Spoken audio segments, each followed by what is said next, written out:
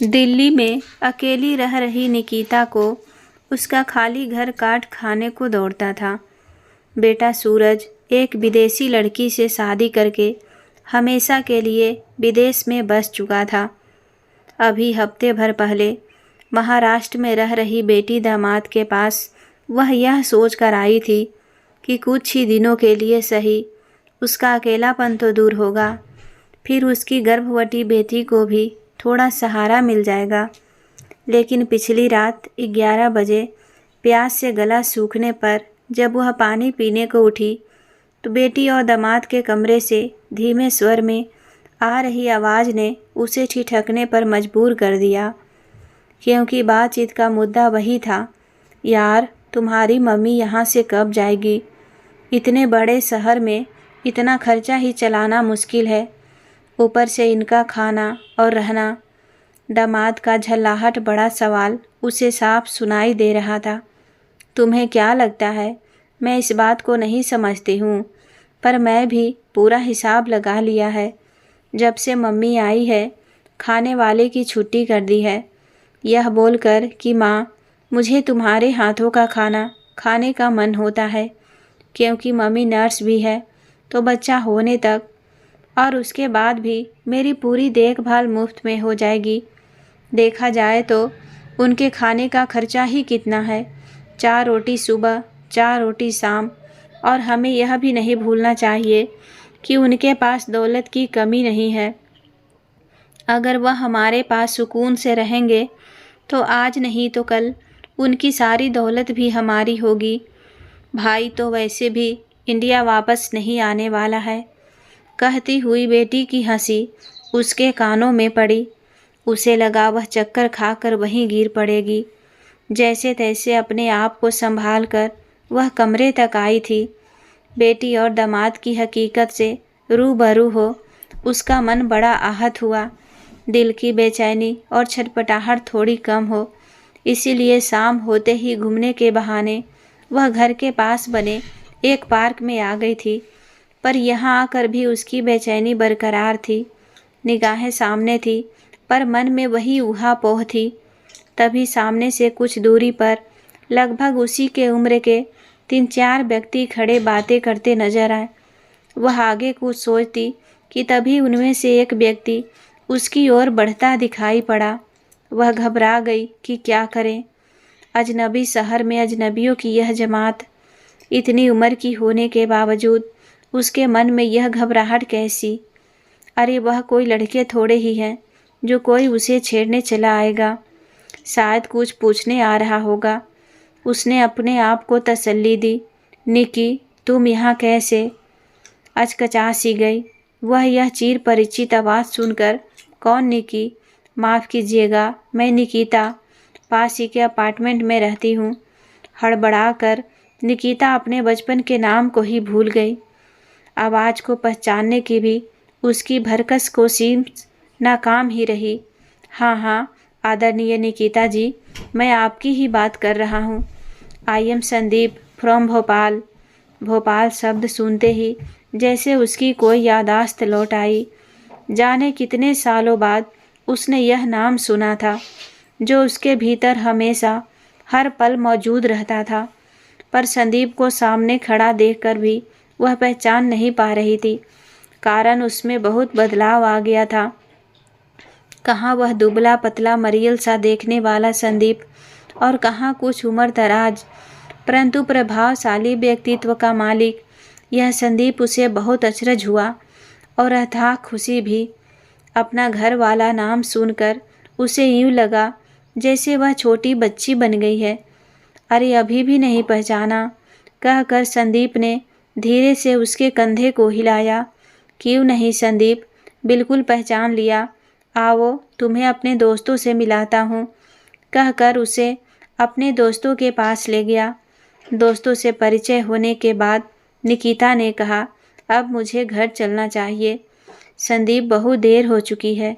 ठीक है, अभी तो हम ठीक से बात नहीं कर पाए हैं, परंतु कल शाम 5 बजे इसी बेंच पर मिलना। पुरानी यादें ताज़ा करेंगे और एक दूसरे के बातें में ढेर सारी बातें करेंगे। आओगी ना? निकी संदीप ने खुशी से चहकते हुए कहा। बिल्कुल, पर अभी चलती हूँ। घर लौटते वक्त अंधेरा होने लगा था, पर उसका मन खुशी से सराबोर था। उसके थके हुए पैरों को जैसे गति मिल गई थी। उम्र की लाचारी, शरीर की थकान, सभी कुछ गायब हो चुका था। इतने समय बाद इस अजनबी शहर में संदीप का मिलना उसे किसी अजूबे से कम नहीं लग रहा था। घर पहुंचकर उसने खाना खाया, रोज की तरह अपने काम निपटाए और बिस्तर पर लेट गई। खुशी के अतिरिक्त से उसकी आंखों की नींद गायब हो चुकी थी। उसके जीवन की किताब का हर पन्ना उसके सामने एक एक करके खुलता जा रहा था, जिससे वह स्पष्ट देख पा रही थी अपने दोस्त को और उसके साथ बीते उन मधुर पलों को जिन्हें वह खुलकर जिया करती थी। बचपन का वह समय जिसमें उनका हंसना, रोना, लड़ना झगड़ना, रूठना मनाना सब संदीप के साथ ही होता था। गुस्से में लड़ाई के दौरान तो वह संदीप को उठाकर पटक भी देती थी। दरअसल वह शरीर से मजबूत थी और संदीप दुबला पतला, फिर भी उसके लिए संदीप अपने दोस्तों तक से भिड़ जाया करता था। कबड्डी, गिल्ली डंडा, खो खो, छुपा छुपी जैसे कई खेल खेलते हुए कब स्कूल से कॉलेज में आ गए थे पता ही नहीं चला था। पर संदीप ने वकालत की फील्ड चुनी थी और निकिता ने मेडिकल फील्ड का चुनाव किया था। उसके बाद संदीप उच्च शिक्षा के लिए विदेश चला गया और इसी बीच उनके भैया भाभी ने उसकी शादी दिल्ली में रह रहे एक व्यवसाय रणबीर से कर दी थी। शादी के बाद से उसका भोपाल आना बहुत कम हो गया। इधर ससुराल में उसके पति रणबीर माता पिता की इकलौते संतान और एक मनमौजी इंसान थे, जिनके दिन से ज़्यादा रातें रंगीन हुआ करती थी। शराब और शबाब आपके शौकीन रणबीर ने उससे शादी भी सिर्फ अपने माँ बाप के कहने से की थी। उन्होंने कभी उसे पत्नी का दर्जा नहीं दिया। वह उनके लिए भोग की एक वस्तु मात्र थी। उनके लिए पत्नी की हैसियत पैरों की जूती से बढ़कर नहीं थी। लेकिन निकिता के सास ससुर बड़े अच्छे थे। उन्होंने उसे बहुत ज़्यादा वह अपनापन दिया। सास स्वयं ही उसे पसंद करके लाई थी, लिहाजा वे निकिता पर बहुत स्नेह रखती थी। उनसे निकिता का अपनेपन वह उदासी छिपी नहीं थी। उन्होंने उसे हौसला देकर अपनी पढ़ाई जारी रखने को कहा, जो कि शादी के चलते अधूरी ही छूट गई थी। निकिता ने कॉलेज जाना शुरू कर दिया। हालांकि रणबीर और उसका घर से बाहर निकलना बिल्कुल पसंद नहीं था, परंतु अपनी माँ के सामने उसकी एक न चली। निकिता के जीवन में इससे बहुत बड़ा बदलाव आया। उसने नर्सिंग की ट्रेनिंग पूरी की। पढ़ाई पूरी होने से उसका आत्मविश्वास भी बढ़ गया था। पर ना रणबीर के लिए निकिता आज भी अस्तित्वहीन थी। निकिता का मन भावनात्मक प्रेम को तरसता रहता। वह अपने दिल की सारी बातें रणबीर से शेयर करना चाहती थी, परंतु अपने बिजनेस और उसे बचे वक्त में अपनी रंगीन जिंदगी जीते रणबीर को कभी निकिता की इस घुटन का एहसास तक नहीं हुआ। इस बैरन जिंदगी को जीते जीते निकिता 2 प्यारे बच्चों की माँ बन चुकी थी। बेटे सूरज व बेटी शैली के आने से उसके जीवन को एक दिशा मिल चुकी थी, पर रणबीर की जिंदगी अभी भी पुराने दौर पर थी। निकिता के बच्चों में व्यस्त रहने से उसे और आज़ादी मिल गई थी। हाँ, निकिता की जिंदगी में जरूर रफ्तार पकड़ ली थी कि तभी हृदयघात से ससुर की मौत होने से उस पर मानो पहाड़ टूट पड़ा। आर्थिक रूप से निकिता उन्हीं पर निर्भर थी। रणबीर को घर गृहस्थी से पहले ही कोई विशेष रुचि नहीं थी। पिता के जाते ही वह अपने आप को मालिक समझने लगा। दोनों यसी होता रहा। निकिता बच्चों की परवरिश पर पढ़ाई लिखाई के लिए भी आर्थिक रूप से बहुत परेशान रहने लगी। यह देखकर उसकी सास ने बच्चों व उनके भविष्य को ध्यान में रखते हुए अपनी आधी जायदाद निकिता के नाम करने का निर्णय लिया। यह पता लगते ही रणबीर ने घर आकर निकिता को आड़े हाथों लिया, परंतु उसकी माँ ने बहू का पक्ष लेते हुए उसे लताड़ लगाई। वह घर छोड़कर चला गया। निकिता का मन बहुत हुआ। जिस रिश्ते को उसने हमेशा ईमानदारी से निभाने की कोशिश की, आज वह पूरी तरह दरक गया। उसका मन चाहा कि वह अपनी चुप्पी तोड़कर जायदाद के पेपर रणबीर के मुंह पर मार दे, उसे यह समझा दे कि वह दौलत की भूखी नहीं है। लेकिन अपने बच्चों के भविष्य को ध्यान में रखते हुए उसने चुप्पी साध ली। समय की रफ्तार के साथ एक बार फिर निकिता के कदम चल पड़े। बच्चों की परवरिश वह बुजुर्ग सास की देखभाल में व्यस्त निकिता अपने आप को जैसे भूल ही चुकी थी। अपने दर्द व तकलीफ़ों के बारे में सोने का नहीं उसके पास वक्त था और ना ही ताकत। उसके बच्चे अब कुछ समझदार हो चले थे। ऐसे में एक रात ने निकिता की सास की तबीयत अचानक ही बहुत बिगड़ गई। उसकी फैमिली डॉक्टर भी आउट ऑफ स्टेशन थे। कोई दूसरी मदद न होने से उसने मजबूरी में रणबीर को फ़ोन लगाया। माँ ने जब तुम्हें जायदाद दी है तो अब उनकी जिम्मेदारी भी तुम निभाओ। मैं तो वैसे भी नालायक औलाद हूँ उनकी। दो टूक बात कहकर रणबीर ने फ़ोन काट दिया। हैरान परेशान निकिता ने फिर भी हिम्मत न हारते हुए अपनी सास का इलाज अपनी काबिलियत के बल पर किया। उसने उन्हें न सिर्फ बचाया बल्कि स्वस्थ होने तक सही देखभाल भी की। इतने कठोर समय में उसका धैर्य और कार्य कुशलता देखकर डॉक्टर, जो कि उनकी फैमिली डॉक्टर थे, उसे अपने अस्पताल में सर्विस का ऑफ़र दिया। निकिता बड़े ही असमंजस में पड़ गई, क्योंकि अभी उसे उसके बड़े होते बच्चों को उनकी ज़रूरत कहीं ज़्यादा थी। पर सास के यह समझाने पर कि बच्चों की देखभाल में वह उसकी थोड़ी सहायता कर दिया करेंगे, वह मान गई। उसके नौकरी करने के दूसरी वजह नहीं, संदेह पैसा भी था, जिसकी निकिता को अभी बहुत ज़रूरत थी।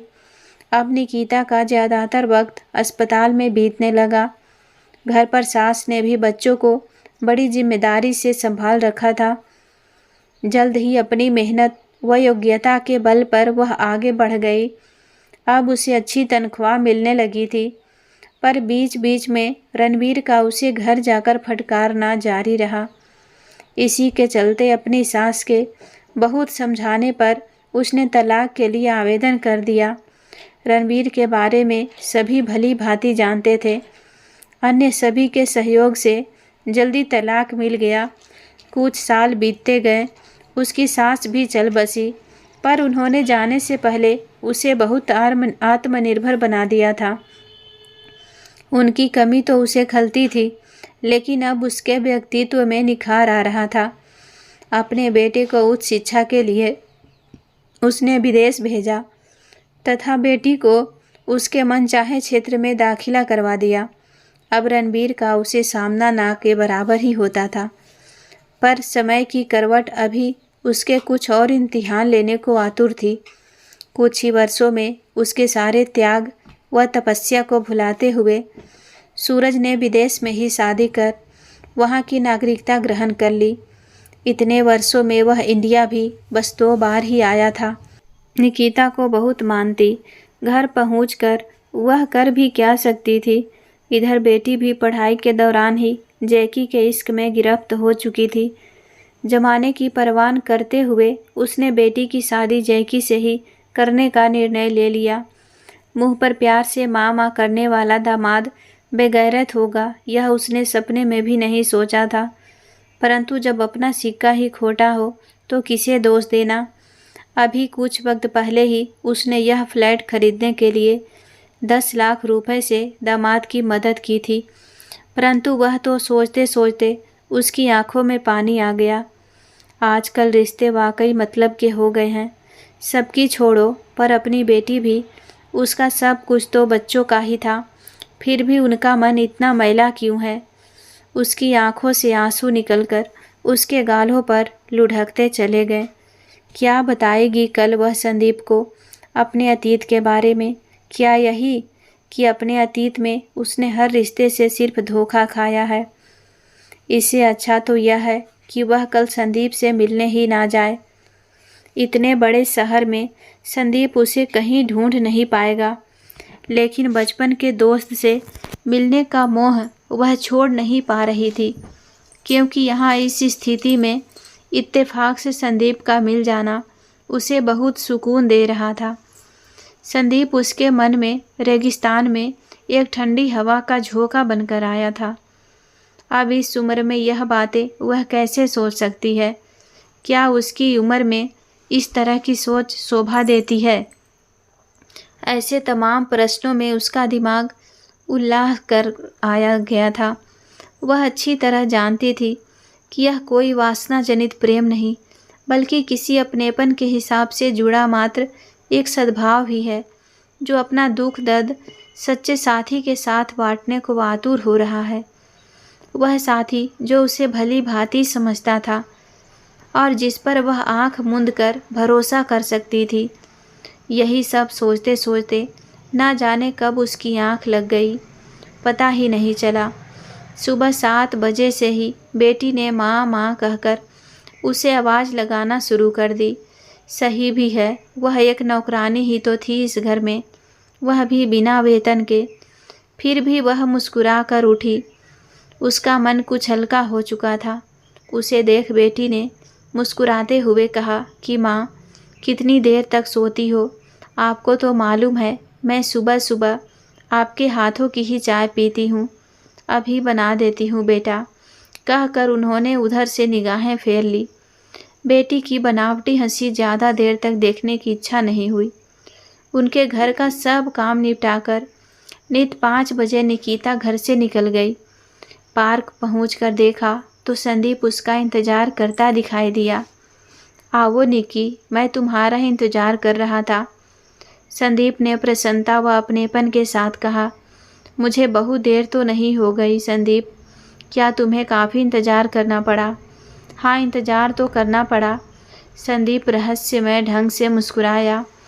थोड़ी देर में वे दोनों अपने बचपन को एक बार फिर से जीने लगे।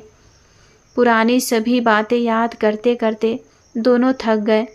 हाँ, सच कह, दोनों का बुरा हाल था। तभी संदीप ने उसकी आंखों में आंसू डालकर पूछा, तुम अब कैसी हो निकिता? मेरा मतलब तुम्हारे पति व बच्चे कैसे हैं, कहाँ हैं? कुछ अपने आज के बारे में बताओ। मैं बिल्कुल ठीक हूँ, बहुत अच्छे से कहते हुए निकिता ने मुंह दूसरी ओर कर लिया। अच्छी बात है, यही बात जरा मुंह इधर करके कहना। संदीप आप असली मुद्दे पर आ चुका था। बचपन से तुम्हारी आंखों की भाषा समझता हूँ। तुम मुझसे छुपा नहीं सकती अपनी बेचैनी व छटपटाहट। कुछ तो तुम्हारे भीतर चल रहा है। मैं कल ही नोट कर लिया था, जब तुमने हमें देखकर भी नहीं देखा। तुम्हारा किसी ख्याल में खोया रहना यह साफ दर्शा रहा था कि तुम कुछ परेशान हो। तुम पर मेरी नज़र जैसे ही पड़ी मैं तुम्हें पहचान गया था। अब मुझे साफ साफ बताओ, किस हाल में हो तुम? अपने बारे में पूरा सच, और हाँ, यह जानने का मुझे पूरा हक भी है। संदीप कहते हुए निकिता फूट फूट कर रोने लगी। उसके सब्र का बांध टूट गया। अपनी शादी से लेकर पति की बेवफाई, अपनी घुटन, सास ससुर, अपने बच्चों व उनकी परवरिश के बारे में पूरी यह कहानी की तरह उसे सुना डाला। ओहो, तुम जितनी भरी जिंदगी भर इतना झेलती रही, एक बार तो अपने भैया भाभी को यह बताया होता। क्या बताती संदीप? मेरा सुख ही तो उनकी ज़िंदगी का एकमात्र लक्ष्य था। उनके मुताबिक तो मैं बहुत बड़े परिवार में खुशियां भरी ज़िंदगी गुजार रही थी। उन्हें सच्चाई बताकर कैसे दुखी करती। चलो, जो भी हुआ जाने दो, मेरे घर चलते हैं। संदीप ने उसका हाथ पकड़ते हुए कहा। नहीं संदीप, आज तो बहुत देर हो चुकी है। शैली परेशान हो रही होगी, फिर किसी दिन चलूँगी तुम्हारे घर। संदीप के अचानक से हाथ पकड़ने पर वह थोड़ी अचकचा गई। तुम आज ही चलोगी? बहुत परेशान हुई आज तक, अब थोड़ा उन्हें भी परेशान होने दो। मेरे बच्चों से मिलो, तुम्हें सच में अच्छा लगेगा। कहते हुए संदीप उठ खड़ा हुआ। संदीप की जीत के आगे बेबस निकिता को संकोच के साथ उसके संग चल पड़ी। बड़ी ही आत्मीयता के साथ संदीप की बहू ने निकिता का स्वागत किया। कुछ देर के लिए निकिता जैसे अपने आप को भूल ही गई। संदीप के पोते के साथ खेलते खेलते वक्त खुद भी छोटी सी बच्ची बन गई। वही बातों बातों में संदीप की बहू से ही उसे पता चला कि उसकी सासू माँ अर्थात संदीप की पत्नी का देहांत 4 साल पहले एक कार एक्सीडेंट में हो चुका था। उस दिन संदीप का जन्मदिन था और वह संदीप के जन्मदिन पर उनके लिए सरप्राइज पार्टी की तैयारी करने ही बाहर गई थी। यह सुनकर निकिता चौंक उठी। उसे संदीप के लिए बहुत दुख हुआ। अचानक उसकी नज़र घड़ी पर पड़ी और उसने चलने का उपक्रम किया। संदीप उसे छोड़ने पैदल ही उसके अपार्टमेंट के बाहर तक आया। संदीप, तुम्हारा पोती और बहू से मिलकर मुझे बहुत अच्छा लगा। सच बहुत खुश हो तुम। अरे अभी तुम हमारे जय बीरू से नहीं मिली हो। जनाब ऑफिस से बहुत लेट आते हैं। संदीप ने मुस्कुराते हुए कहा, चलो फिर कभी। कहते हुए संदीप लिफ्ट की ओर चल पड़ी। अब कब मिलेगी? संदीप ने उसे पुकारा। हाँ देखो, अब कब मिलना होता है, निकिता ने कुछ बुझी सी आवाज़ में कहा। अरे इतने पास तो हमारे घर हैं और मिलने के लिए इतनी सोचोगी। कल शाम को मिलते हैं ना पार्क में, संदीप ने जोर दिया। ठीक है संदीप, मैं तुम्हें फ़ोन करती हूँ जैसा भी संभव होगा।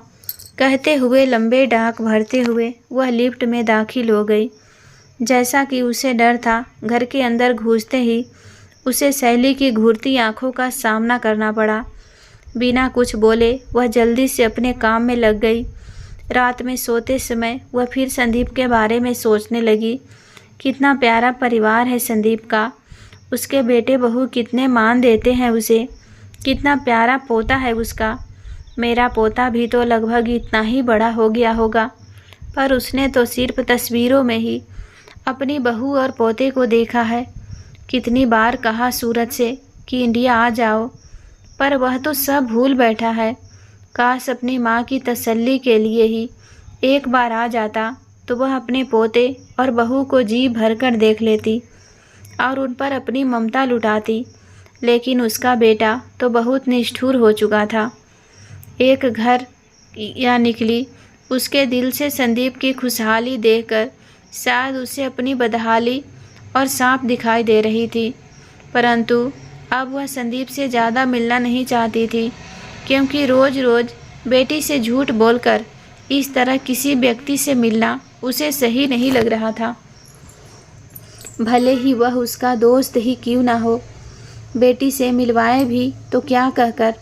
आखिर बेटी दामाद उसके बारे में क्या सोचेंगे। वैसे भी उसे पता था कि स्वार्थ व लालच में अंधे हो चुके उसके बच्चों को उसे जुड़े किसी भी संबंध में खोट ही नजर आएगी। पर संदीप को मना कैसे करे समझ नहीं आ रहा था, क्योंकि उसका दिल तो बच्चों जैसा साफ था। अजीब सी उधेड़ बुन में फंस चुकी थी। सुबह उठकर वह फिर रोज़मर्रा के काम में लग गई। 11 बजे मोबाइल बजा। देखा तो संदीप का नंबर था। अच्छा हुआ फ़ोन साइलेंट पर था, नहीं तो बेटी की सवाल फिर से शुरू हो जाते।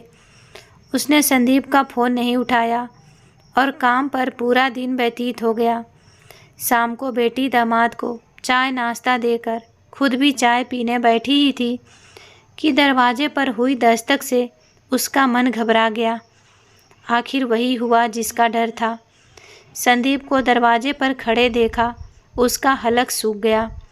अरे आओ संदीप, उसने बड़ी कठिनता से मुंह से शब्द निकाले। संदीप ने खुद ही अपना परिचय दे दिया। उसके बाद मुस्कुराते हुए उसे अपने पास बिठाया और बड़ी ही सहजता से उसने निकिता के संग अपने विवाह की इच्छा व्यक्त कर दी। यह बात सुनते ही निकिता चौंक पड़ी। कुछ बोल पाती उससे पहले ही संदीप ने कहा, वह जो भी फैसला ले सोच समझ कर ले। निकिता का कोई भी फैसला उससे मान्य होगा। कुछ देर चली बातचीत के दौरान उसकी बेटी और दामाद का व्यवहार संदीप के प्रति बेहद रूखा रहा। संदीप के जाते ही बेटी ने उसे आड़े हाथों ले लिया और यहाँ तक कह दिया कि माँ, क्या यही गुल खिलाने के लिए आप दिल्ली से यहाँ आई थी? अब तो आपको माँ कहने में भी मुझे शर्म आ रही है। दामाद ने कहा तो कुछ नहीं, लेकिन उसके भाव भी उसे आहत करने के लिए काफ़ी थे। अपने कमरे में आकर निकिता फूट फूट कर रोने लगी। बिना कुछ भी किए उसे उन अपनों द्वारा जरूर किया जा रहा था, जिनके लिए अपनी पूरी जिंदगी उसके दांव पर लगा दी थी। उसकी मन आज चित्कार उठा। उसे संदीप पर भी क्रोध आ रहा था कि उसने ऐसा सोचा भी कैसे।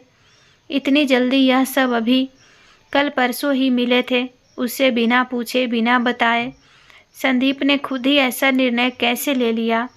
लेकिन वह यह भी जानती थी कि उसकी परेशानियां और स्थिति देखकर ही संदीप ने ऐसा निर्णय लिया होगा। वह उसे अच्छे से जानती थी।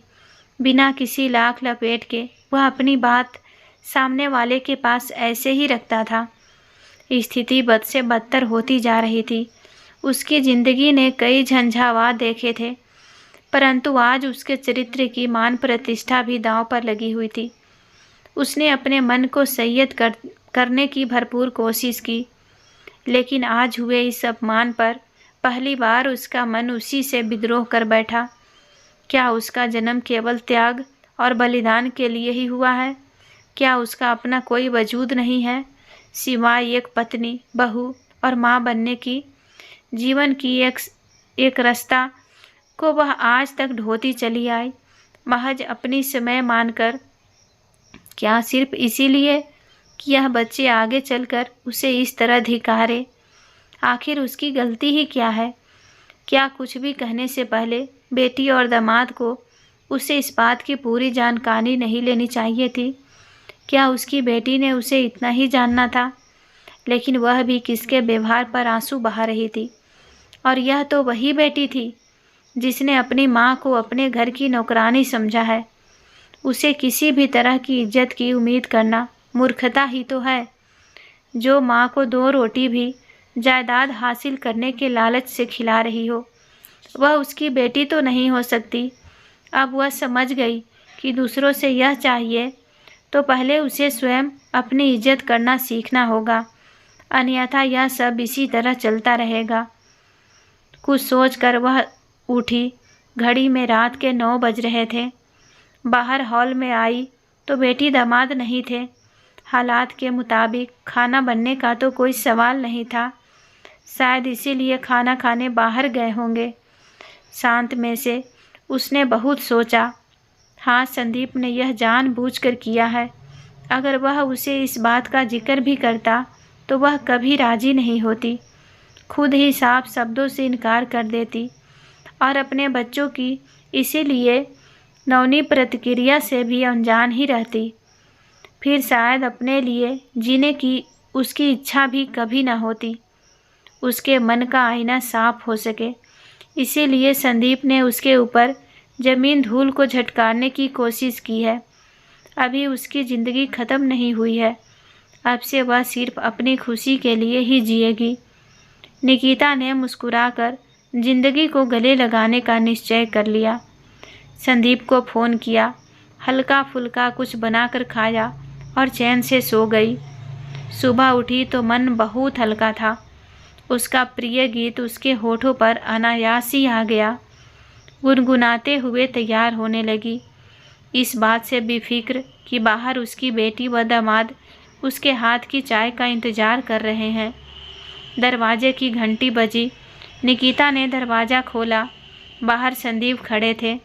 निकिता ने मुस्कुराकर उनका अभिवादन किया और भीतर बुलाकर एक बार फिर से उनका परिचय अपनी बेटी दामाद से करवाया।